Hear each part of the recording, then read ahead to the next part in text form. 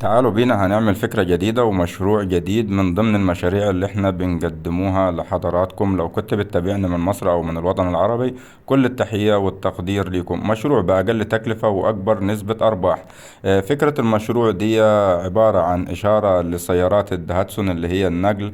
طبعا السيارات كثيرة بيبيعوا لها التجار الإشارة كاملة. طبعا مع شغلهم في المحاجر وكده كل شوية والتانية بتتكسر الإشارة.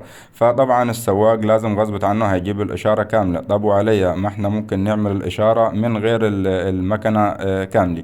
فاحنا طبعا جبنا الإشارة وحبينا نطبع عليها، جبنا السيليكون رابر وجبنا الطين الصلصال عشان خاطر ناخد اللقطة عليه. زي ما حضراتكم شايفين بندي أول طبقة من السيليكون رابر و...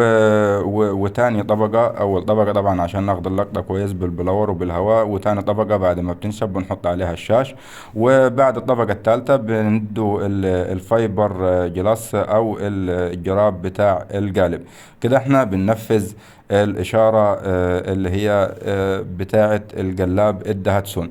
الفكرة دي تنطبق على أي قطع غيار مش موجودة في السوق، مش متاحة في السوق.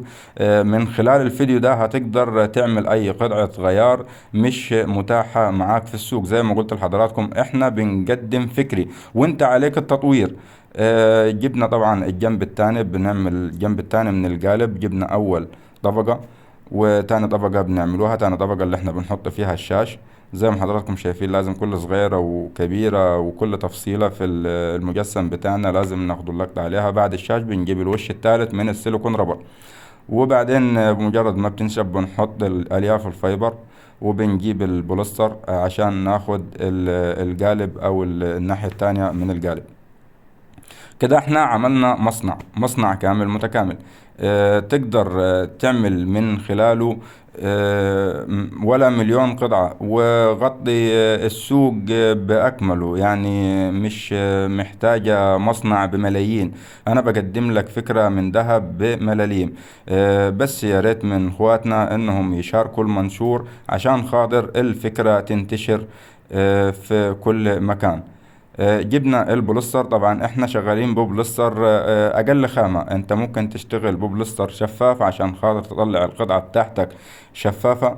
فانا بعرض عليك فكرة عشان بعض اخواتنا بينتقدوا طبعا الفينش وبينتقدوا الشغل.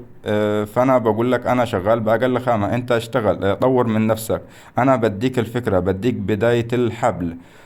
وانت عليك تكمل. طبعا احنا صبينا القطعة بتاعتنا وبنطلعها من القالب بتاعنا. زي ما حضراتكم شايفين القطعة زي الأصلية بالظبط. ويمكن الخامة اللي احنا حاطينها زي ما قلت لحضراتكم أقل خامي. انت ممكن تشتغل بخامة أحسن من كده.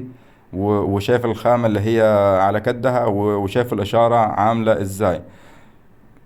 الإشارة بسم الله ما شاء الله. زي ما قلت لحضراتكم أنا بقدم فكرة مشروع. لايك وشير وكومنت حلو منك. أسعد الله أوقاتكم بكل